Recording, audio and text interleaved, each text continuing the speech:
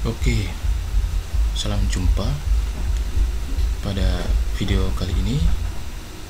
Sesuai dengan judul pada video ini, judulnya itu pertanyaan ya, sebuah pertanyaan. Apakah suatu alat ukur yang reliable itu pasti akan valid juga?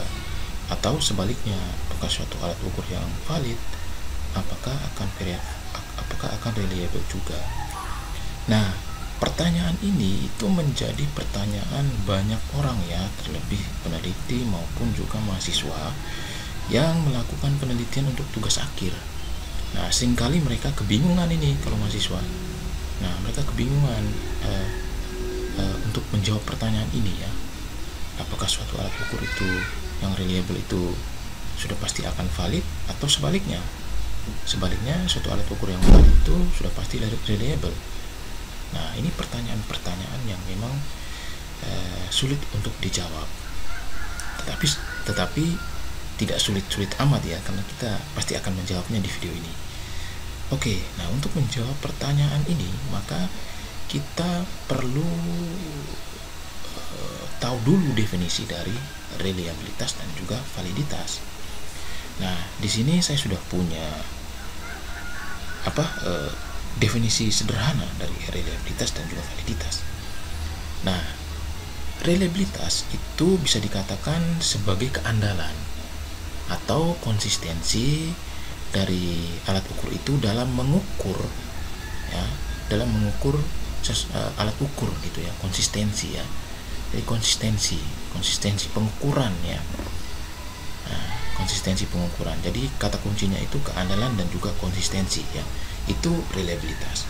Nah, kalau validitas itu akurasi ya. Validitas itu menilai seberapa akurat alat ukur yang digunakan. Nah, jadi reliabilitas sama validitas ini berbeda ya. Kalau reliabilitas itu terkait keandalan dan juga konsistensi, maka validitas itu menilai akurasi dari alat ukur. Nah, dari definisi ini sekarang kita mau menggunakan contoh ya untuk memperjelas definisi dari reliabilitas sama validitas ini. Oke, di sini saya punya contoh. Ini adalah timbangan atau alat ukur barang ya. Ini alat ukur barang. Jadi timbangan atau alat ukur ini tuh biasa digunakan misalnya di tempat-tempat pengiriman barang. Nah, jasa-jasa pengiriman barang itu mereka sering menggunakan alat ini gitu ya, alat timbangan untuk mengukur berat barang. Nah, jadi timbangan ini nanti digunakan untuk mengukur berat barang. Jadi nanti barang yang masuk nanti mereka akan mengukur dulu pakai alat ini. Nah, setelah mereka ukur nanti baru ditentukan itu berapa harga ongkos kirimnya gitu ya. Nah, ongkos kirimnya itu berapa? Nah, dari berat yang akan mereka dapatkan ketika mengukur pakai alat ini gitu ya, timbangan ini gitu. Nah, jadi timbangan ini itu akan reliable digunakan untuk mengukur barang. Nah, lalu kemudian akan valid juga. Nah, akan valid juga ketika dia mengukur barang. Nah, akan akurat gitu ya ketika dia mengukur barang. Pertanyaannya, apakah timbangan ini bisa digunakan untuk mengukur berat manusia? Jawabannya bisa. Bisa saja. Jadi ada orang datang, misalnya anak kecil gitu ya, seorang anak itu dia berdiri di timbangan ini lalu diukur berat badannya, itu bisa aja, bisa. Nah, lalu misalnya seorang anak itu mengukur berat badannya pakai ini, diukur satu kali, lalu kemudian diukur lagi kedua kali, bisa saja dia reliable, konsistensi pengukurannya.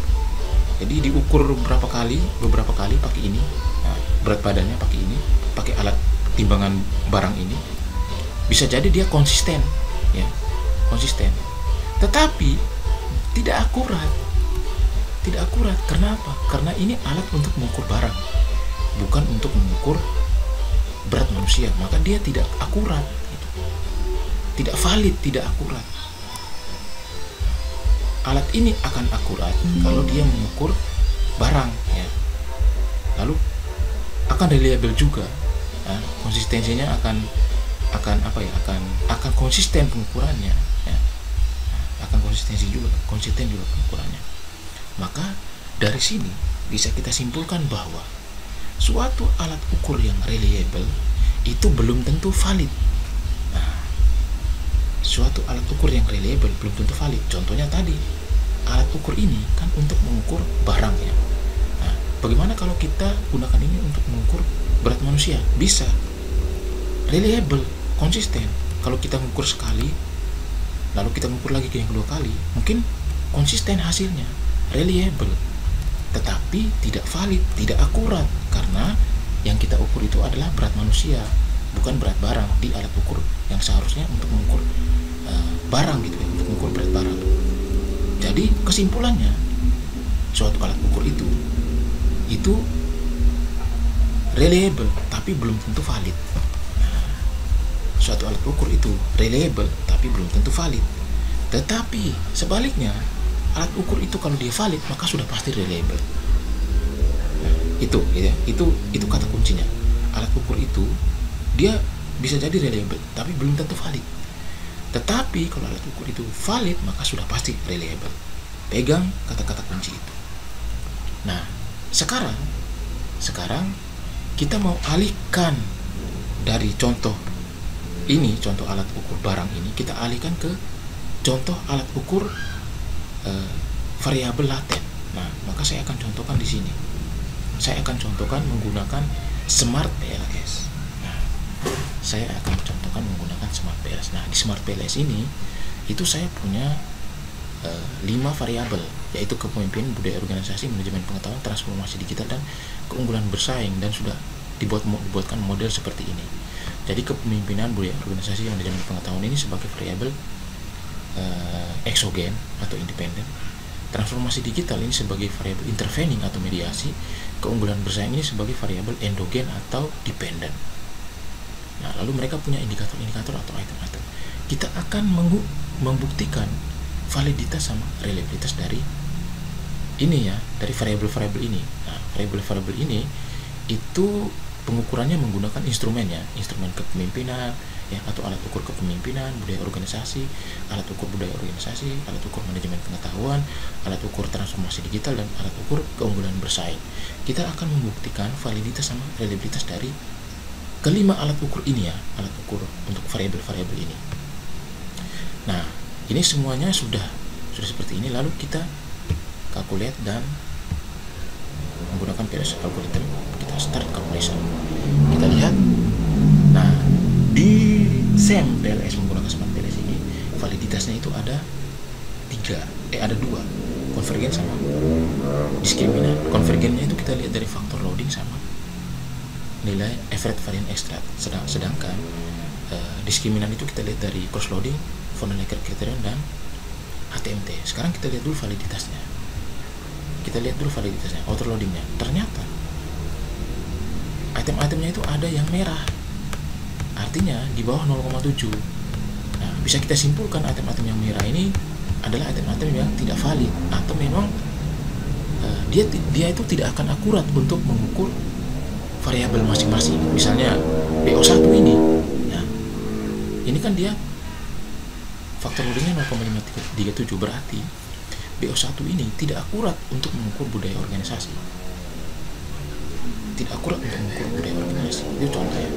Nah, kalau kita definisikan validitas itu adalah akurasi, ya, maka BO1 ini tidak akurat untuk mengukur budaya organisasi, walaupun memang dia adalah indikator dari budaya organisasi, tapi dia tidak akurat untuk mengukur budaya organisasi.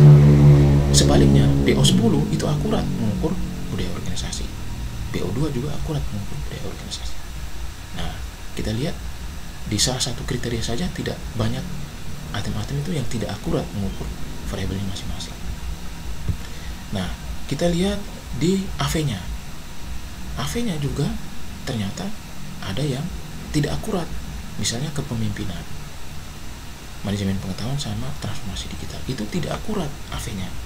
Jadi AV-nya ini tidak valid atau tidak akurat, ya, tidak akurat untuk mengukur ini, kepemimpinan, manajemen pengetahuan, sama transformasi digital. Tetapi kalau kita lihat reliabilitasnya semuanya di atas 0,7, artinya semuanya ini reliable. Semua alat ukur ini, alat ukur budaya organisasi, kepemimpinan, keunggulan bersaing, manajemen pengetahuan, dan transformasi digital itu reliable atau andal untuk mengukur budaya, untuk mengukur masing-masing variabel. Kita lihat semua jenis reliabilitas ini kan di atas 0,7 atau hijau semua ini. Jadi semua alat ukur ini reliable atau andal untuk mengukur variabel-variabel ini. Tetapi mereka tidak valid, tidak akurat untuk mengukur. Kita lihat validitas diskriminannya. Validitas diskriminannya juga jelek ini.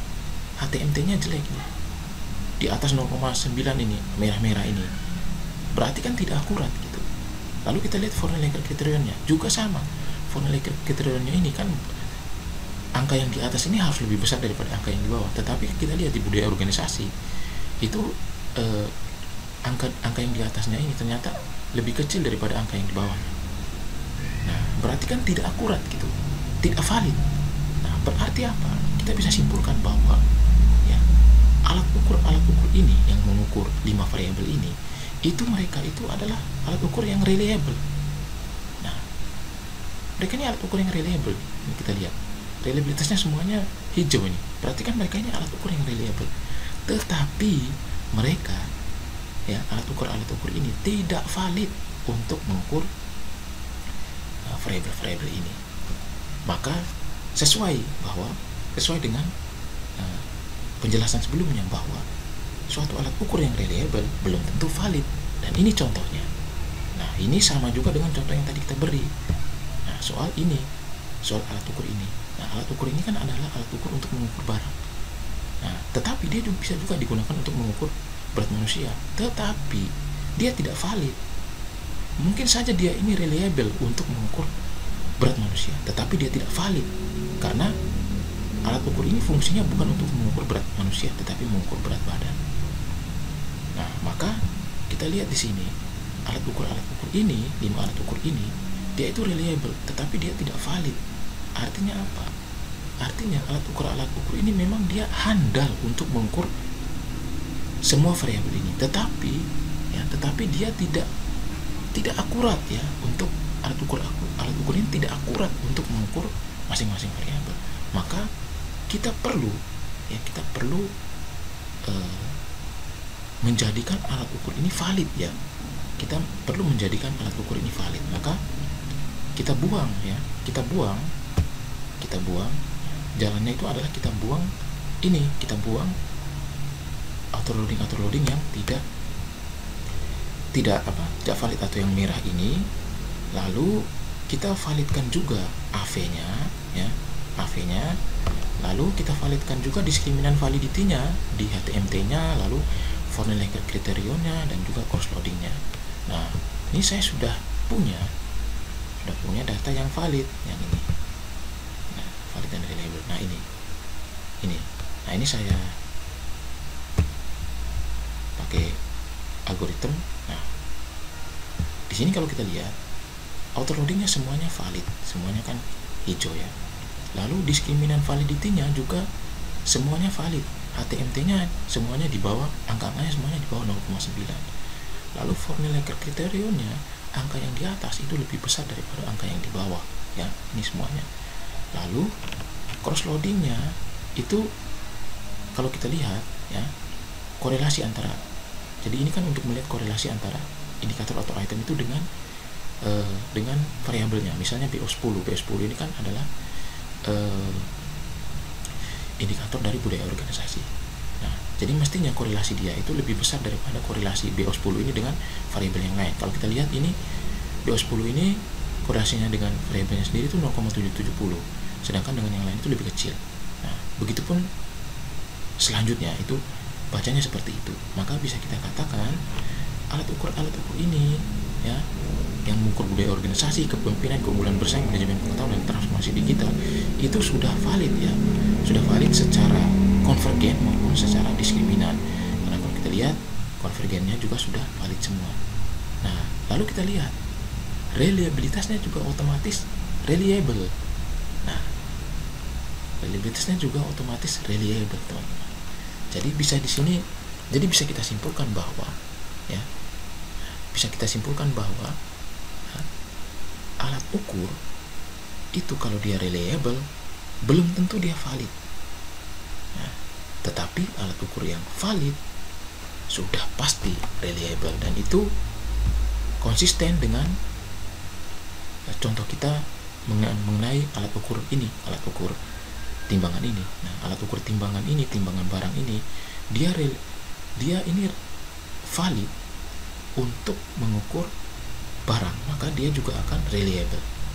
Tetapi alat ukur ini, walaupun dia ini reliable, misalnya mengukur berat manusia, tetapi dia tidak valid. Mengapa? Karena fungsinya dia bukan untuk mengukur berat manusia, tetapi mengukur barang. Oke, jadi saya pikir demikian saja penjelasan saya mengenai pemahaman kita mengenai reliabilitas dan validitas. Nah, jadi kesimpulannya bahwa suatu alat ukur yang reliable belum tentu valid, tetapi suatu alat ukur yang valid sudah pasti reliable. Semoga video ini bisa berguna dan bermanfaat. Kita berjumpa lagi di video-video selanjutnya. Terima kasih.